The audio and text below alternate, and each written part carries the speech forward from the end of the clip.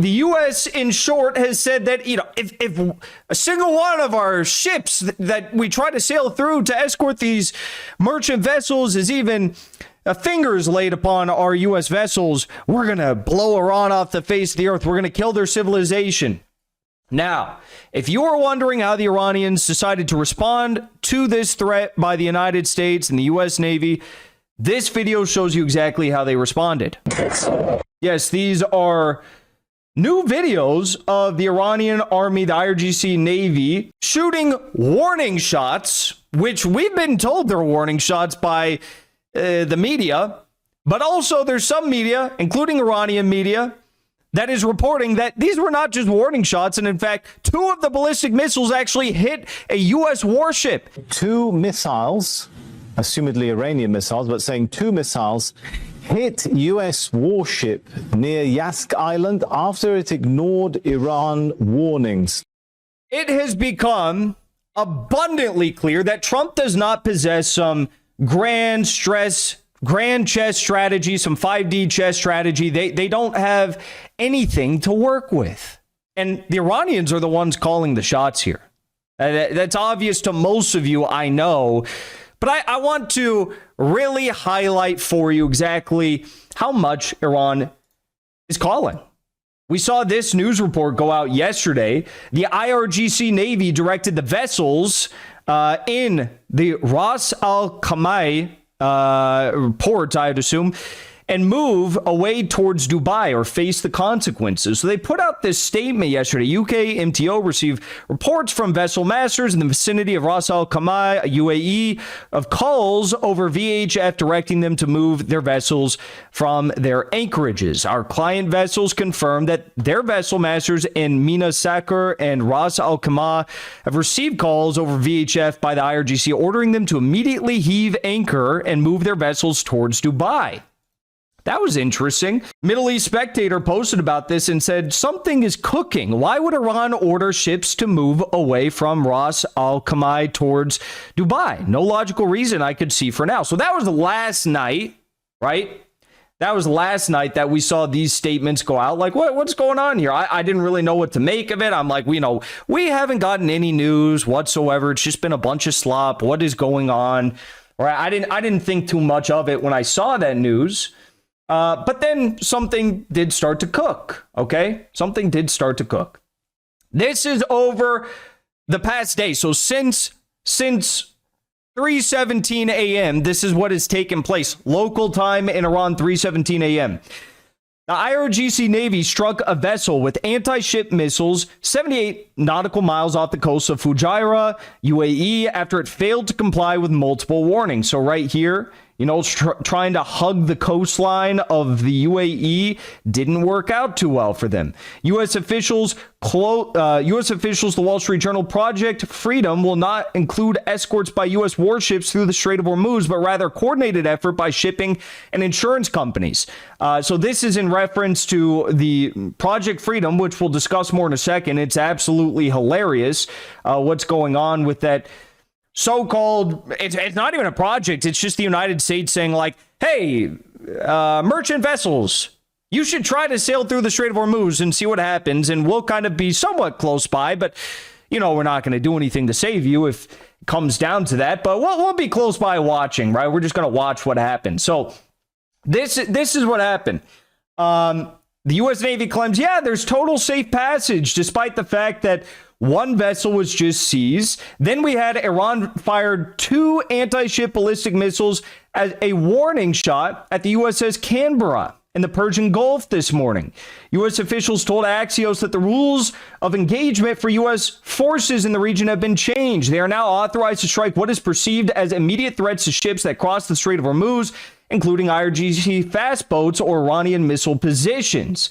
Yeah, we'll see how that goes.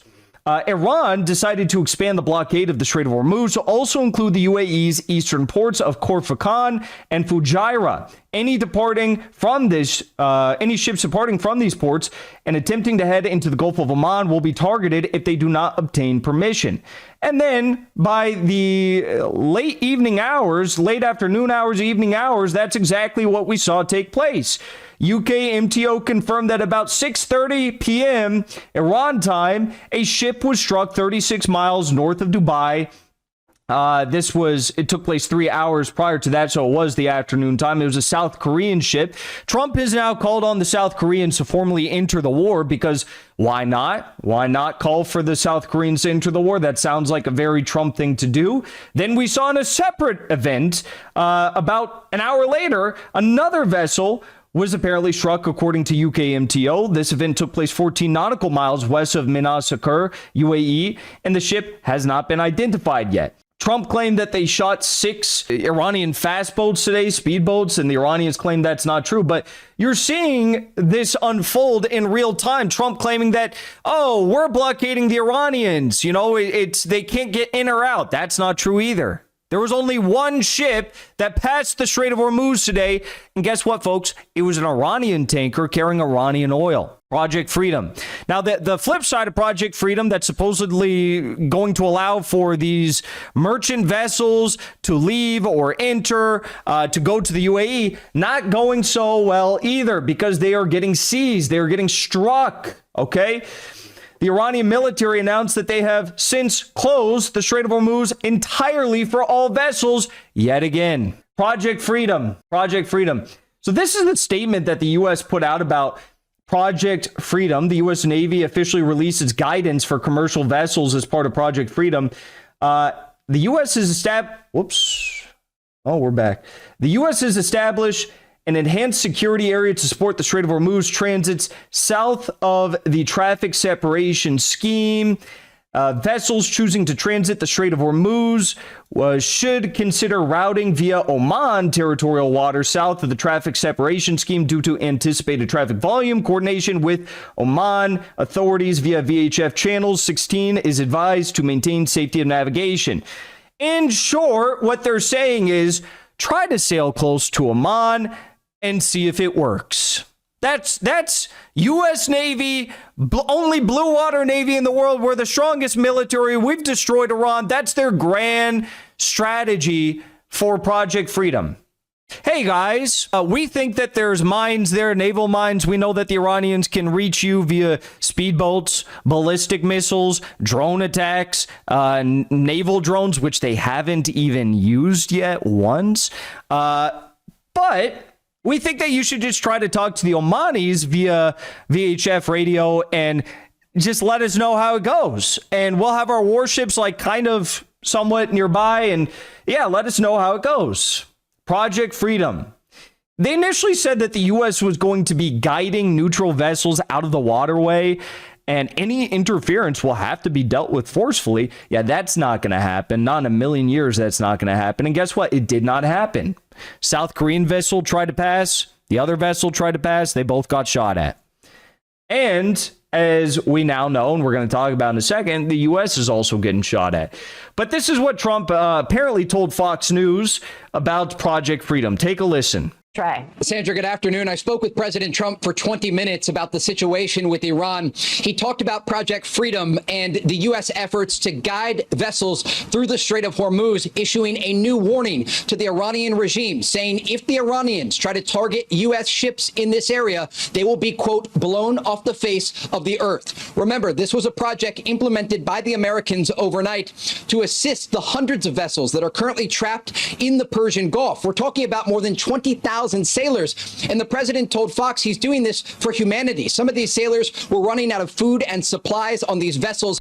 You know what's funny about Trump saying that he's doing this for humanitarian purposes, you know, to make sure that the 20,000 trapped sailors get access to food and water, medicine, whatever it is. He's doing that not even because of the optics of it. You think Trump cares about they murdered 200 schoolgirls. You think that this man cares about the optics of any humanitarian goodwill? No.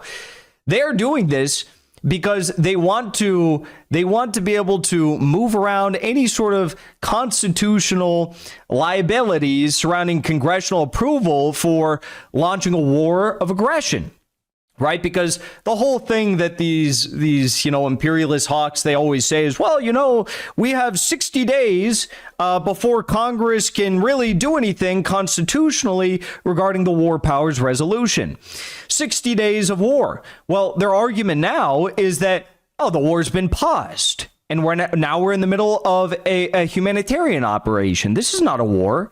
This is a humanitarian operation so we can get food to the sailors. Because the sailors, of course, could not get food at any of the ports that are located within the Persian Gulf. No. It has to be the U.S. military that brings them the goy-slop that they are also serving to the U.S. Navy personnel on the various carrier strike groups in the region right now.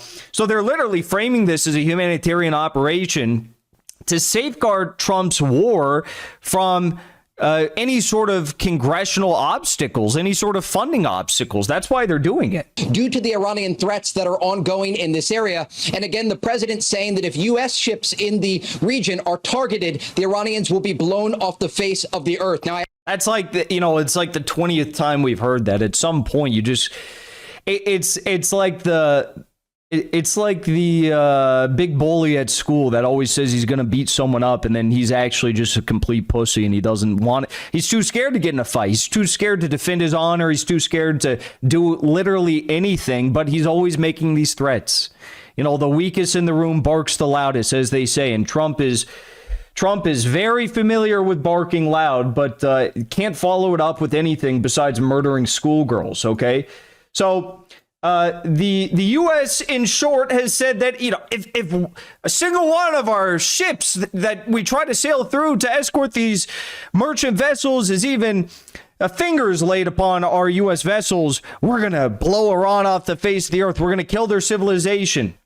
Now, if you are wondering how the Iranians decided to respond to this threat by the United States and the U.S. Navy, this video shows you exactly how they responded. Yes, these are new videos of the Iranian army, the IRGC Navy, shooting warning shots, which we've been told they're warning shots by the media. But also there's some media, including Iranian media, that is reporting that these were not just warning shots. And in fact, 2 of the ballistic missiles actually hit a U.S. warship, the USS Canberra. We've been told that by the Iranian media. Now, we've seen no video. We've seen no photos. We've seen nothing. But this is how the Iranians respond. They don't give a fuck. They do not care.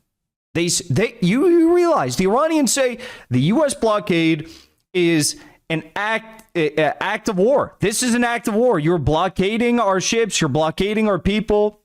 This is an act of war. Okay, they don't view this as some humanitarian mission. They say that's an act of war, folks. So at a certain point, they were just like, okay, well, we gave you the best offer we could. We went back and forth for weeks on end. If you're going to continue blockading us and then you're going to try to send a warship into the Strait of Hormuz, good luck, buddy. This is how they respond. They start sending ballistic missiles en route to the U.S. ships. Take a listen. We're just getting a line here from Iran's Fars news agency saying that 2 missiles, assumedly Iranian missiles, but saying 2 missiles hit U.S. warship near Yask Island after it ignored Iran warnings. Just to recap on this very important news that's coming through, Iran's Fars news agency is reporting 2 missiles have hit U.S. warship near Yask Island after it ignored Iranian warnings. Well, as the Trump sycophants like to say, they always, these like boomer Trumps play stupid games, win stupid prizes. These Reddit boomer, crypto fash retards play stupid games, win stupid. Literally though, like, what do you expect? They tried to send a warship into the Strait of Hormuz as they're committing an act of war. And boom, there go the oil prices. And also, why did Trump announce overnight? Overnight, Trump announces Project Freedom. Project Freedom. What? We realized it was such a quick, just like a scatterbrain moment that we need some stupid name. Project Freedom. Project Freedom. Great job. They just came up with this stupid name for a stupid project, calling it a humanitarian operation. knowing full well that they're not going to send any U.S. warships into the region because why? Because today's Monday and the market's open. The market's open. Trump wanted to make sure that the price per barrel of Brent crude was as low as possible because last week it went up to $120 a barrel, which was a record high since 2022. So Trump does his stupid Project Freedom. It's all a scam. It's all slop scams, slop scams. He puts out this stupid thing. No intention to actually fulfill the promises. He says, it's safe to go. Try to sail through. Watch, it's completely safe. And then immediately what happens, you see these merchant vessels getting hit by the IRGC Navy and U.S. warships getting fired upon and maybe hit. And Brent crude prices begin to explode yet again, back up already within the first few hours to over $113 per barrel. And 200 billion wiped out from U.S. stocks. Just like that. Jared Kushner, I'm sure, made a killing. So there you go. Project Freedom. It's going so well. It's the best in the world. You know what it is. Another fantastic victory here for the Trump regime. No such thing as 5D chess for these people. No forward thinking. Just minute by minute slop that they're offering up to the American public. Before you leave, I want to say thank you for the support because after 2 years of being banned, we are finally back home on YouTube. So be sure to subscribe to our channel and also join as a member on our channel using the link at the top of the description. I rely on the generous support of viewers like yourself to get the truth out to as many people as possible. You can also support the show on Locals or Give Sin Go. The mainstream media and the powers that be are never going to stop attacking us for bringing the truth to as many people as we do. Thank you so much for your support.